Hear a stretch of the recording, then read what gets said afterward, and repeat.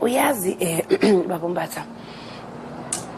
Ingane zesikole lezi ezifundayo ziyalidinga usizo lethu. Kakhulukazi lezi ingane lezi eziqeda umatric.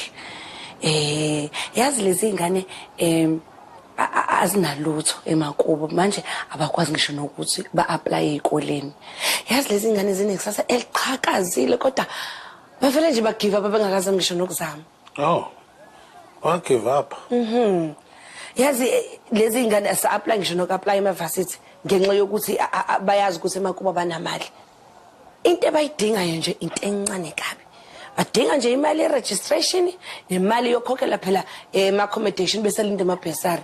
Mengase kuthiwa thina siyabasiza nje noma ngabe kuthiwa into encane yazi kungashintsha impilo zabo. Ngiyakuzwa ifiki. Kodwa ufanele uyazi ukuthi akuwona umsebenzi wami wonke lo nto. Yabona ngasibuka yabona ukuthi kunjani. Kuningi okula kwiplate lami. Futhi mina ngeke lobe ngisizana nengane kodwa ke okusempeleni ngempela mase kukhulunywa iqiniso ubuhlakani lokukhulumayo vele ngoba umasipali unawo ama-funds abekelwe izinto ezifana nalezo so ke hayi angithi nje kuwena sizolidinga idanyana lolu daba and then wena nje just consider it done. Oh zazinhleke lezo indaba ngiyabonga into engizoyenza ke ukuthi ngizohlanganisa ilist yamagama ezingane edinga usizo bese ngiyanithumela. Perfect. Oh ngiyabonga kakhulu ngiyabonga bambatha nisale kahle uhambe kahle. Bye. Bye. Ufikile konje? Yebo bye fikile. Alright bye.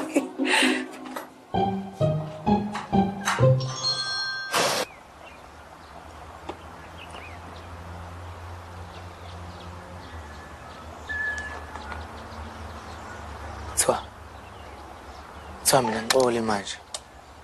Ngixole mina. Awungitshele Ashley. Wena ke uyimini. Cela ukuzona nje ngawe umbono wakho la ukuthi uyimina wena ubungazizwa kanjani. Ukuthi bonke abantu akade bekuzwisa ubuhlungu befuna ukukubulala. Usulutholile ithuba lokuthi uyiphiniselele nawe ubazwe lobuhlungu lobu abakuzwise bona bese kuthiwa wena kumele uxole. Ashley angeke ngize ngenze leyo nto. Angixoli. Angixolile angiyangena uNkulunkulu angixolile. Ngeke into engifuna ubulungiswa kuphela. Into engifuna. Sengiyoxola ke uma ngabe sengithola ubulungiswa into engifuna ubulungiswa kuphela. Kanti wenzeni? Esho mina ngeze ngidlulise manje lena. Ukuqala nje. Abantu bafike bangivalele hostel lapha esidi isikhathi. Bangihlukumeza, bangilimaza. Ayikho into engangiyenzile kubona, etheni engangiyenzile kubona ukuthi bengaze bangilimaze kanje. Ukuqala lokho. Okwesibili, ubaba wafika washona. Nakhona akashonanga nje, wabulawa. Yabona, ebulawa ubani, ebulawa uNosipho.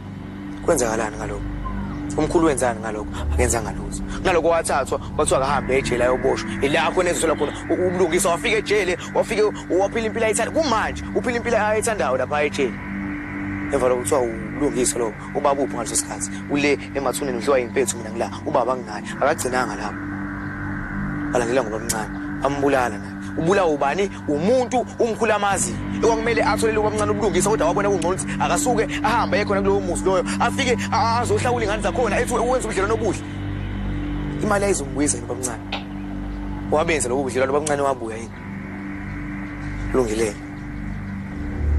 basuka lapho beza kimi mina bekuphakathi ukuthi ngiyafa noma ngiyaphila ake sikhuluma ukuthi ngifileke manje ngabe kuyadlula futhi ngabe kuyaxolwa nangami kwenza ubuhlobo obuhle ngami Ashley ngeke ngize ngikwazi ukuyenza leyo nto leyo cha ngeze ngikwazi ukuyenza into engifuna ubulungiswa kuphela angifuni izinto eziningi ngifuna ubulungiswa kodwa into engeze ngikwazi ukuyenza ukuthi thiwa ngixole hayi abukho ubulungiswa yini kanti ubulungiswa ethi ngizwe ngawo Ashley yini ngicela ungichazela wena yini ubulungiswa Kazumulo mina ngazi.